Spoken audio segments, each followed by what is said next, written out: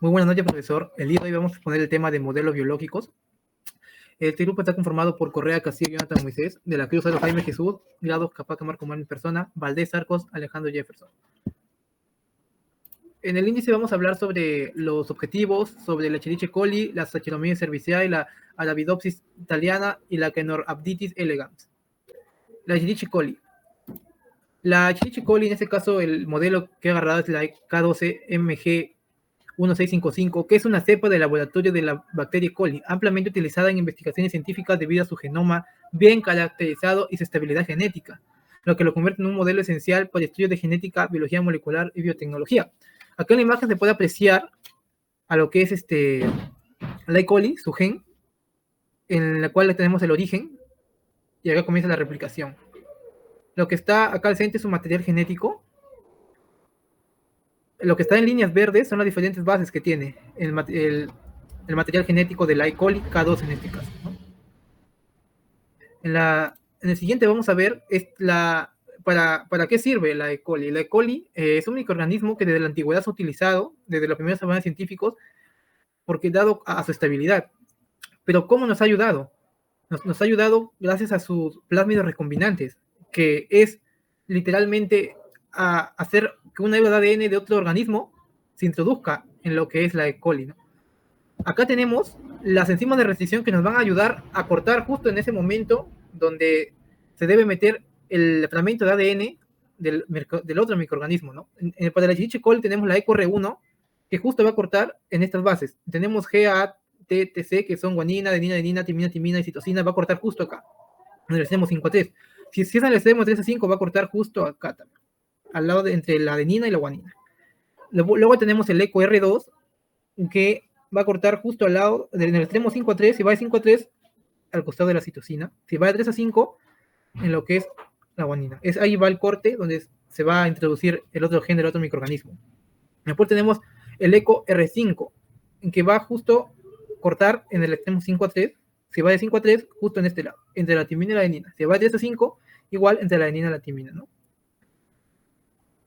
Siguiente. Hacer copia del fragmento de ADN. En este caso, como un ejemplo, vamos a hacer de la insulina. Se saca una hebra de ADN, un gen específico de la insulina del cuerpo humano, y lo que vamos a hacer es clonar este fragmento primeramente.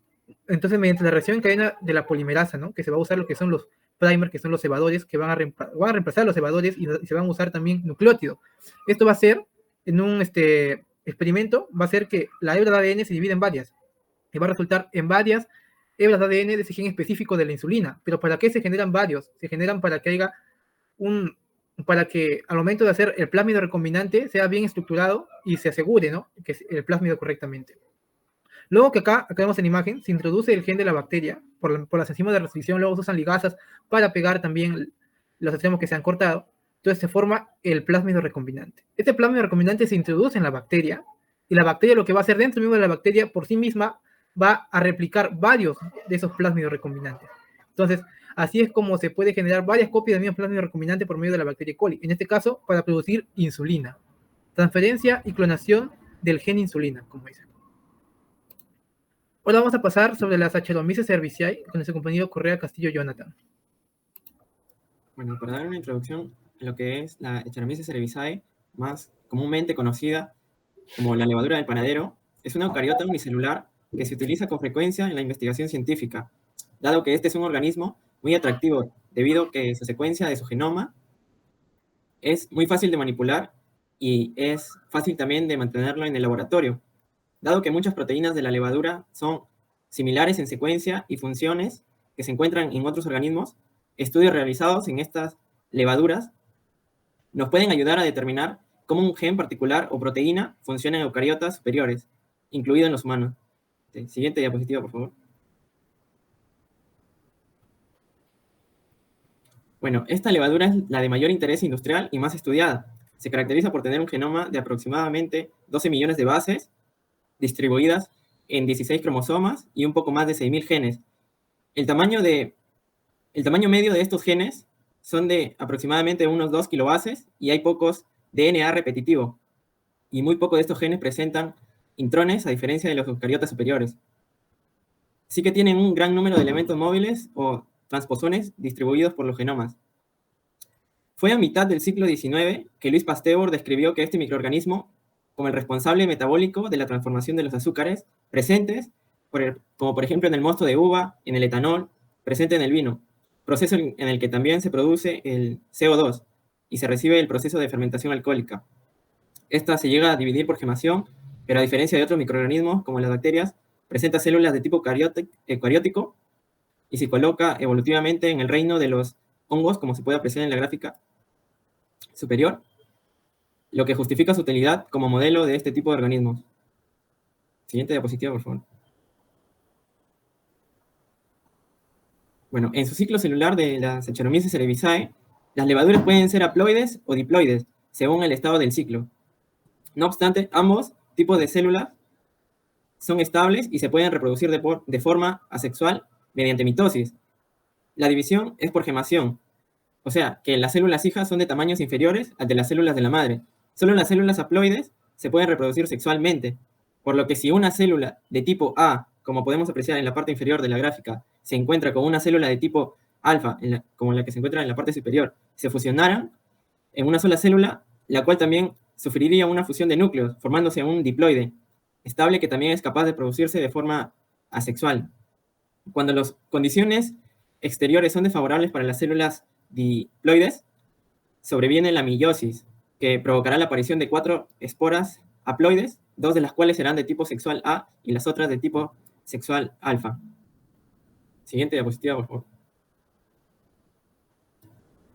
Bueno, en este caso podemos apreciar en la gráfica de la izquierda, que es un gráfico de pastel, que muestra que un 16% del genoma actual de la Saccharomyces cerevisiae proviene de una duplicación genómica, mientras que el otro 72% de los genes están presentes en una sola copia. Un 28% adicional de genes aparecen en una copia, reflejando procesos evolutivos que han llevado a la duplicación parciales de los genomas a largo tiempo. Y como podemos ver en el gráfico de la derecha, que se observan imágenes de la célula de la Saccharomyces cerevisiae que presentan diploidía.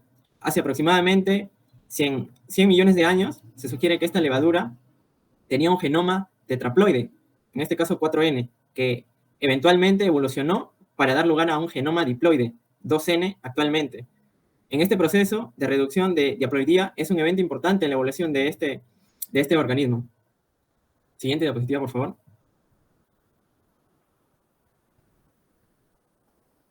Y a continuación podemos ver la gráfica del genoma de la Saccharomyces cerevisiae. En la imagen de la izquierda se muestra un análisis de redundancia genética. Las líneas y los colores representan las distintas secuencias génicas y cómo se superponen o se relacionan entre sí. Estas conexiones son claves para entender la complejidad del genoma y cómo se organizan los genes dentro del mismo. Por otra parte, en el lado derecho se muestra el mapa circular del ADN mitocondrial de la Saccharomyces cerevisiae, donde se pueden ver las regiones codificantes, como lo son los genes COX-1, COX-2, COX-3 y otros, que son esenciales para la función mitocondrial. Las secciones de colores muestran la disposición de los genes dentro de la mitocondria, lo cual es fundamental para comprender cómo la célula respira y produce energía.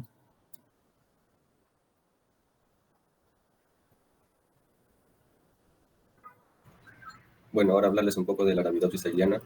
La Arabidopsis thaliana es una planta, ¿no? Una planta modelo ampliamente utilizada en la investigación científica, especialmente en la genética y en la biología molecular. Esta planta es de tamaño pequeño, tiene un ciclo de vida corto y un genoma relativamente simple, lo que la hace ideal para estudiar los procesos biológicos fundamentales. La Arabidopsis ha sido clave en el descubrimiento de numerosos genes y rutas metabólicas y es un organismo modelo en el estudio de la fisiología de las plantas, desarrollo y respuestas a factores ambientales. Siguiente diapositiva, por favor.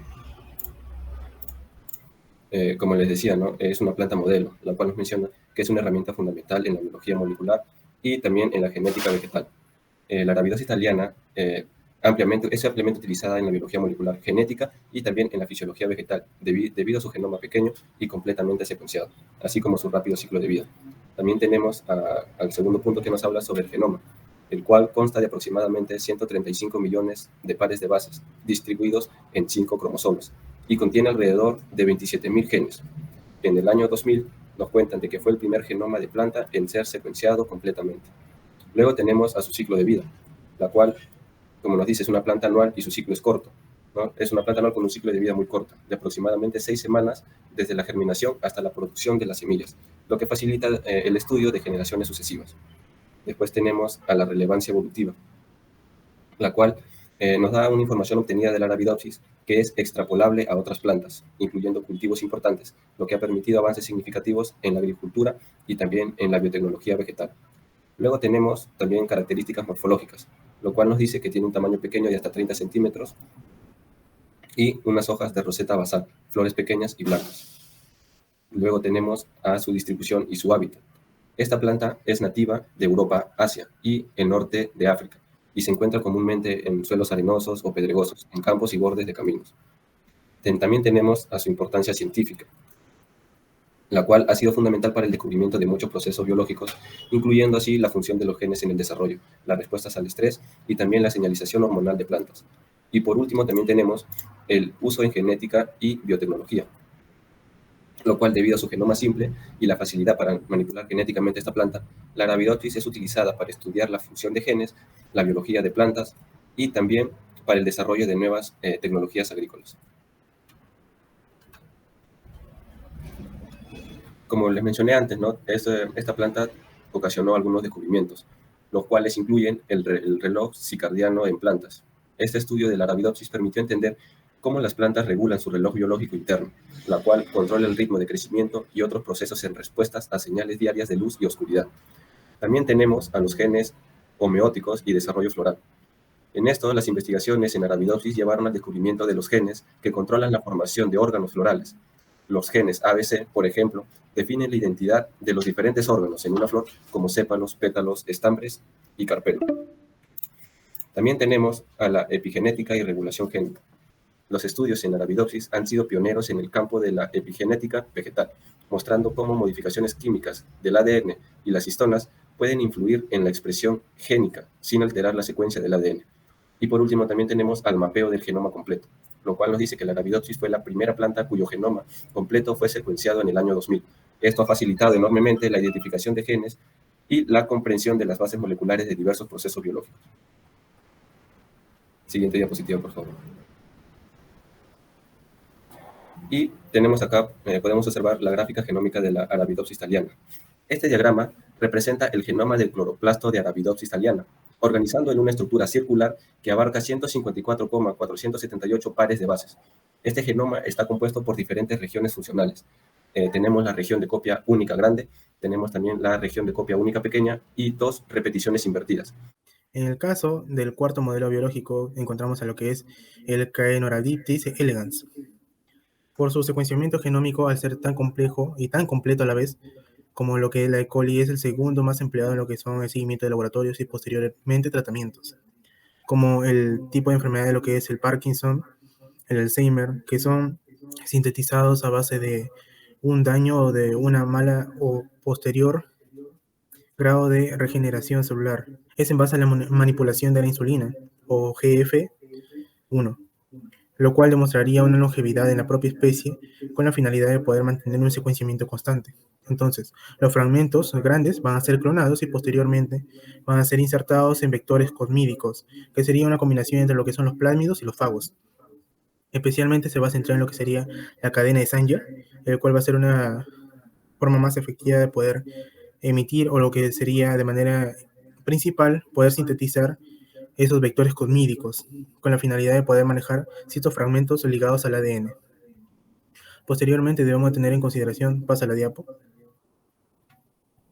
debemos tener en consideración algunas especies en relación a las estrategias de secuenciación. Si bien existe una gran variedad, por ejemplo, hay ciertas derivaciones o clasificación dependiendo de la enfermedad que se quiera analizar. Por ejemplo, nosotros nos centramos únicamente acá en lo que serían las enfermedades neurodegenerativas, pero también hay ciertos organismos que se tratan específicamente para poder tratar temas relacionados a una enfermedad cardiovascular o una enfermedad relacionada a lo que es la obesidad.